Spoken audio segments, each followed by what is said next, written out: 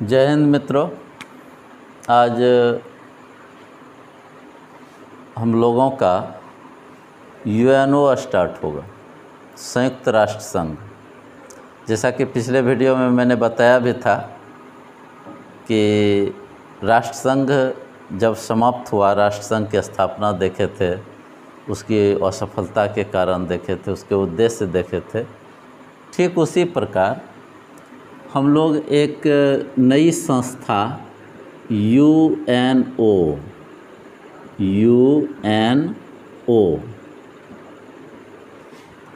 इसका पूरा होता है United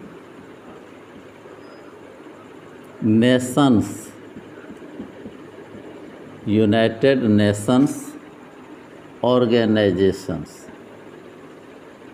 organisation. United Nations Organisation मतलब संयुक्त राष्ट्र संघ।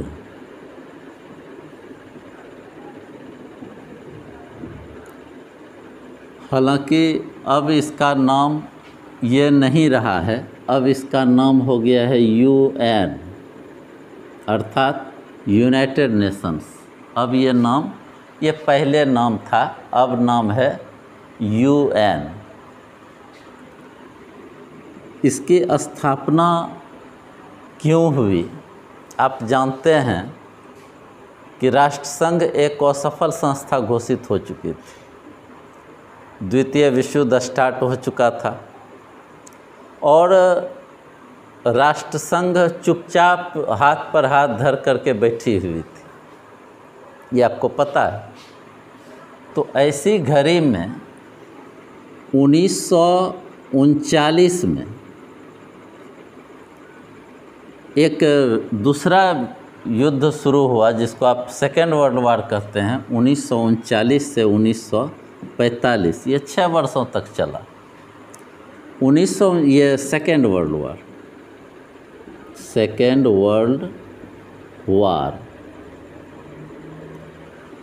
वर्ल्ड वार भी प्रथम विश्व युद्ध की तरह ही विनाशक साबित हुआ। लीग ऑफ नेशंस मूक दर्शक बन करके सब कुछ देख रहा था। ऐसी घड़ी में संपूर्ण विश्व को ऐसा महसूस हो रहा था कि एक अंतर्राष्ट्रीय संस्था ऐसी स्थापित हो जो लीग ऑफ नेशंस से मजबूत हो, उसके संगठन में जो दोष थे उन दोषों को हटा करके एक मजबूत संस्था बनाई जाए। तो द्वितीय विश्व युद्ध चल ही रहा था और उसी दौरान विश्व शांति के प्रयास किए जा रहे थे कि विश्व शांति स्थापित करने के लिए एक संस्था बने, एक अंतर्राष्ट्रीय संस्था बने, एक ऐसी संस्था बने जो संपूर्ण विश्व में शांति स्थापित कर सकती थी।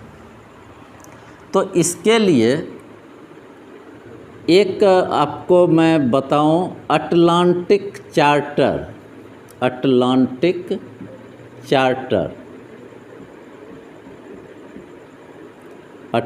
इसको हिंदी में भी आप ऐसे लिख सकते हैं, अटलांटिक चार्टर। एक अटलांटिक चार्टर 14 अगस्त 1941 को एक अटलांटिक चार्टर तैयार हुआ। अब आपके मन में ये बात कौंध रही होगी कि आखिर अटलांटिक चार्टर है क्या? हुआ ये कि उस समय ब्रिटेन का जो प्रधानमंत्री था 1941 के फेज में, वो था विंस्टन चर्चिल। विंस्टन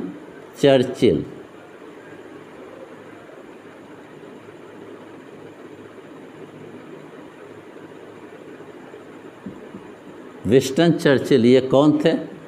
ब्रिटेन के पीएम थे, प्राइम मिनिस्टर। विंस्टन चर्चिल और एक अमेरिका के राष्ट्रपति थे जो उस समय, वो थे डी रूजवेल्ट।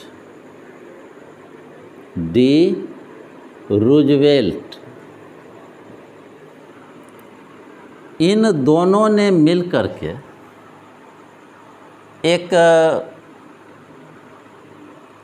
यानी चार्टर तैयार किया जिसे हम लोग अटलांटिक चार्टर के नाम से जानते हैं। और इसी अटलांटिक चार्टर के तहत यह निर्णय लिया गया कि विश्व में एक अंतर्राष्ट्रीय संस्था स्थापित हो, ये विंस्टन चर्चिल और डी रूजवेल्ट की मदद से। ऐसा नहीं है कि एक कई सम्मेलन हुए, एक आध सम्मेलन नहीं है। जैसे आप जानिए, कुछ सम्मेलन के नाम हम बताते हैं, जैसे मास्को सम्मेलन। सभी सम्मेलन का एक ही उद्देश्य था कि आखिर एक अंतर्राष्ट्रीय संस्था बने जो विश्व शांति स्थापित कर सके। तो कई देशों के प्रतिनिधि भाग लेते थे। मास्को सम्मेलन 1943 में मास्को में संपन्न हुआ, लेकिन इसका कोई ठोस परिणाम सामने नहीं आया। तब दूसरा एक आया, तेहरान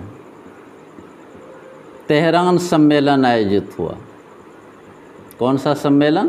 तेहरान सम्मेलन। यह भी इसी वर्ष यानी आयोजित हुआ, लेकिन इस सम्मेलन में भी कोई खास नतीजा निकल करके सामने नहीं आया। उसके बाद एक है डम्बार्टन ओक्स सम्मेलन। डम्बार्टन ओक्स सम्मेलन ये 1944 में आयोजित हुआ। इसमें लगभग 25 देशों के प्रतिनिधि भाग लिए थे। तो ये थोड़ा बहुत लग रहा था कि विश्व शांति स्थापित करने के लिए कोई एक सफल सम्मेलन का आयोजन हो रहा है, लेकिन यह भी एक सकारात्मक चीज़ नहीं दे पाया। फिर याल्टा सम्मेलन हुआ, याल्टा सम्मेलन, और ये याल्टा सम्मेलन हुआ 1945 को, लेकिन इसका भी कोई सकारात्मक परिणाम सामने नहीं आया। तो हार निहार कर यानी अंत में एक सैन फ्रांसिस्को सम्मेलन होता है। सैन फ्रांसिस्को, हिंदी में लिखिएगा फ्रांसिस्को सम्मेलन।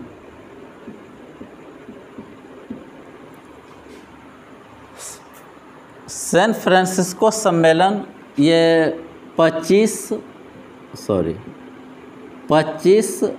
अप्रैल से 26 जून 25 अप्रैल से 26 जून 1945 तक यह सम्मेलन चला। कौन सा सम्मेलन? सैन फ्रांसिस्को सम्मेलन।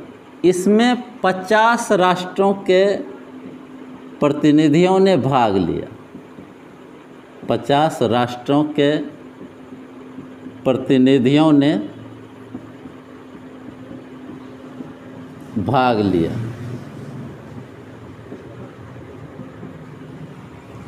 ये इसको याद रखना जरूरी है। सैन फ्रांसिस्को सम्मेलन 25 अप्रैल से 26 जून 1945 तक चला, और इसमें कितने राष्ट्रों की भागीदारी हुई? तो 50 राष्ट्रों की भागीदारी। इसी में यूएन चार्टर, संयुक्त राष्ट्र का घोषणा पत्र, यूएन चार्टर तैयार हुआ, जिसमें 111 धाराएं तैयार की गई। ये याद रखना है। यूएन चार्टर के तहत कितनी धाराएं बनाई गई, तो आपको याद रखना है कि 111 धाराएं। ठीक है। तब जाकर विधिवत इसका नाम क्या हो, तो एक अमेरिका के वही डी रूजवेल्ट जो थे,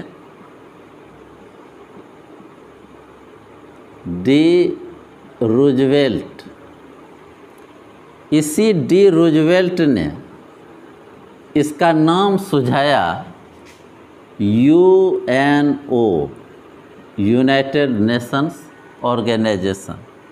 इसीलिए आपको ये पता होगा कि जब भी यूएनओ की चर्चा होती है तो डी रूजवेल्ट का ही नाम आता है। इसलिए नहीं कि डी रूजवेल्ट की सबसे महत्वपूर्ण भूमिका थी, बल्कि इसलिए कि डी रूजवेल्ट ने ही यह नाम सुझाया था। संयुक्त राष्ट्र संघ,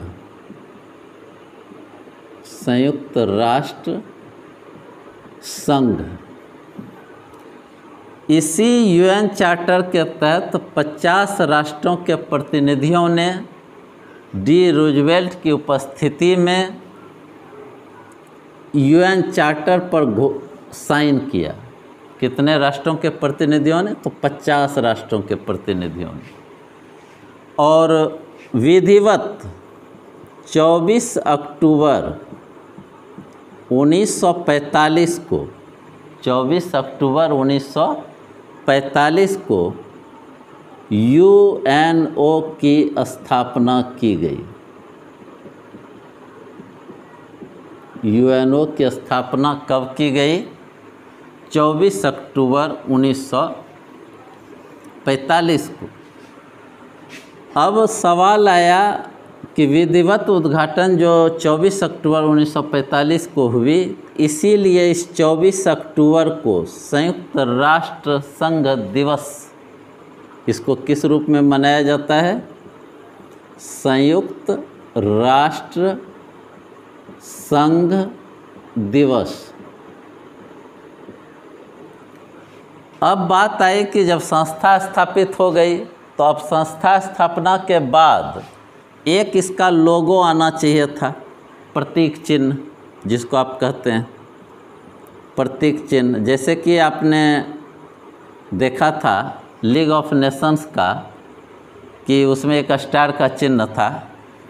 इसमें क्या हुआ कि आपको जैतून की डाली, जैतून की डाली, जैतून की डाली पर बीच में यहाँ विश्व का मानचित्र रखा गया, विश्व का मानचित्र यानी ग्लोब।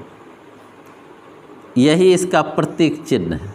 जैतून की डालियों पर, इसको आप ऐसे लिखिएगा, जयकार तो दुर्घु कारणों, जैतून की डालियों पर, डालियों के मध्य विश्व का नक्शा, विश्व का मानचित्र। ये इसका प्रतीक चिन्ह है। अब आपको ये पता हो गया कि संयुक्त राष्ट्र संघ की जब स्थापना हुई तो इसमें सदस्य राष्ट्रों की संख्या कितनी थी? सदस्य राष्ट्रों की संख्या आपको अभी भी बताया गया है कि इसकी संख्या थी 50। ठीक है। अब संयुक्त राष्ट्र सदस्य राष्ट्रों की संख्या हो गई 50 जिस समय स्थापना हुई, लेकिन मौजूदा हालत में, वर्तमान समय में इसमें सदस्यों की संख्या बढ़ती चली गई 193। अभी कितनी संख्या है? 193, 193 देश इसके सदस्य देश। यूएनओ में सदस्य देशों की संख्या 193। जो लेटेस्ट सदस्य बना 14 अगस्त 2011, 14 अगस्त 2011 को दक्षिण सूडान नवीनतम सदस्य राष्ट्र बना।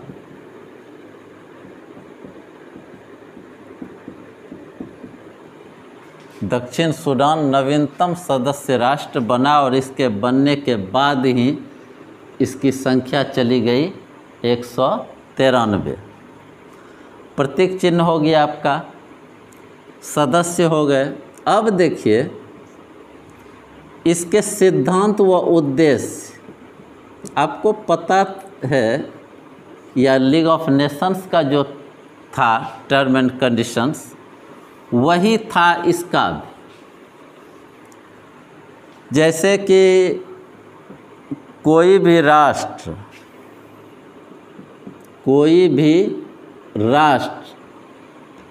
एक दूसरे के आंतरिक मामलों में हस्तक्षेप नहीं करेगा। अंतर्राष्ट्रीय शांति व सुरक्षा को बढ़ावा देना, किसी भी राष्ट्र के पारस्परिक झगड़ों को शांतिपूर्ण ढंग से सुलझाना। यूएन चार्टर जो तैयार हुआ था, तो उस यूएन चार्टर के में जितने भी नियम पारित किए गए थे उसका पालन करना, ये सारे उद्देश्य बनाए गए थे। और सबसे बड़ा उद्देश्य इसका था विश्व शांति। विश्व शांति, तो विश्व शांति स्थापित करने के लिए यह संस्था मूलतः बनाई गई थी। तो इसके उद्देश्य और सिद्धांत में वही है जो आप लीग ऑफ नेशन में पढ़े थे। अब लीग ऑफ नेशन को थोड़ा सा मॉडिफाई किया गया और उसी का नाम है यूएनओ।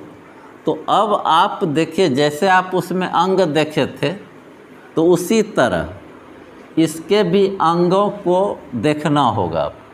जैसे आइए यूएनओ, अब चूँकि इसका नाम बदल गया है यूएन, मैं बार बार याद दिला रहा हूँ कि यूएनओ के अंग,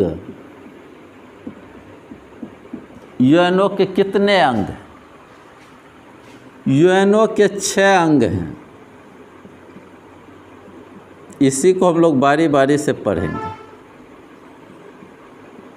यूएनओ के कितने अंग हैं? 6 अंग। सबसे पहला है, जैसे आप लीग ऑफ नेशंस में पढ़े थे सभा, तो इसमें हो जाएगा जनरल असेंबली। जनरल असेंबली मतलब साधारण सभा। साधारण सभा, ठीक है। उसके बाद उसमें पढ़े थे परिषद, तो इसमें सिक्योरिटी काउंसिल, सुरक्षा परिषद, सुरक्षा परिषद। तीसरा था सेक्रेटारिएट। तीसरा था सेक्रेटारिएट, सॉरी ये नहीं होता है, मतलब सचिवालय।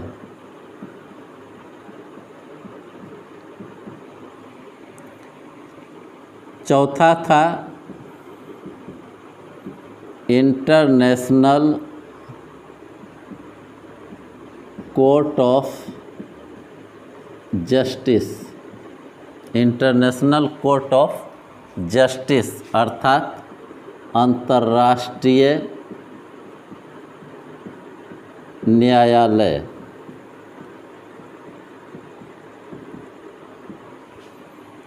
एक था economic and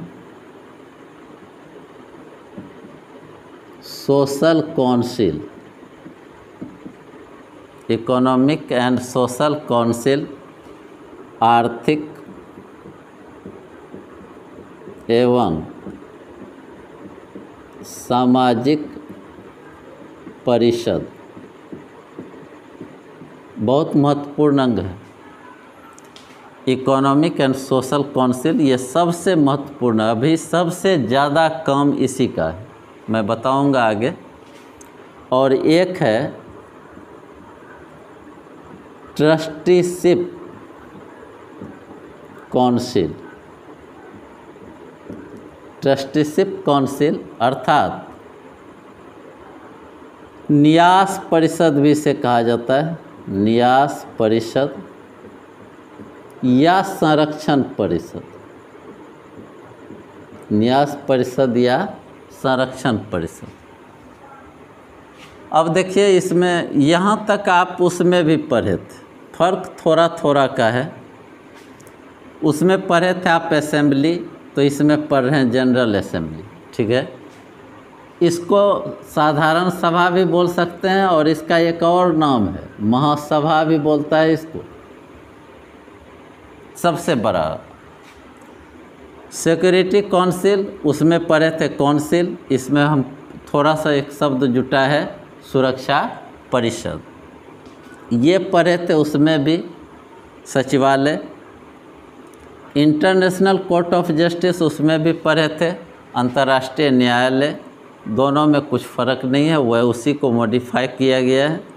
economic and social ये सबसे महत्वपूर्ण अंग है। और एक है ट्रस्टीशिप काउंसिल, न्यास परिषद और या संरक्षण परिषद। आप यूएनओ के बारे में इतना जानिए कि ये सभी परीक्षाओं के लिए महत्वपूर्ण होता है। ये 9th में भी इसकी ज़रूरत है, 12th में भी इसकी ज़रूरत है, एंड 3rd पार्ट में बीए वगैरह में ये पॉलिटिकल साइंस में जो है उसके लिए तो लगभग आधी किताब है यूएनओ। तो यूएनओ और कंपटीशन में, किसी भी कंपटीशन में यूएनओ से क्वेश्चन बनता है, खास करके जो इसका अंग है। आप इकोनॉमिक एंड सोशल काउंसिल में आप पढ़ेंगे जैसे कि WHO वर्ल्ड हेल्थ ऑर्गेनाइजेशन, उसी तरह फूड एंड फाओ जैसे है, इसी में आपको पढ़ना होगा यूनिसेफ, यूनेस्को, ये सारा अंग है। ये चूँकि आर्थिक, ये फिर WB वर्ल्ड बैंक, फिर IMF मतलब इंटरनेशनल म्यूचुअल फंड, ये दोनों आर्थिक मामला देखता है। तो इस तरह हम लोग संपूर्ण अंगों को बारी बारी से उसकी बनावट एवं उसके कार्य, इसकी भी बनावट एवं कार्य, बनावट कार्य, बनावट कार्य, इन सबों की बनावट और सबों के अलग अलग कार्य।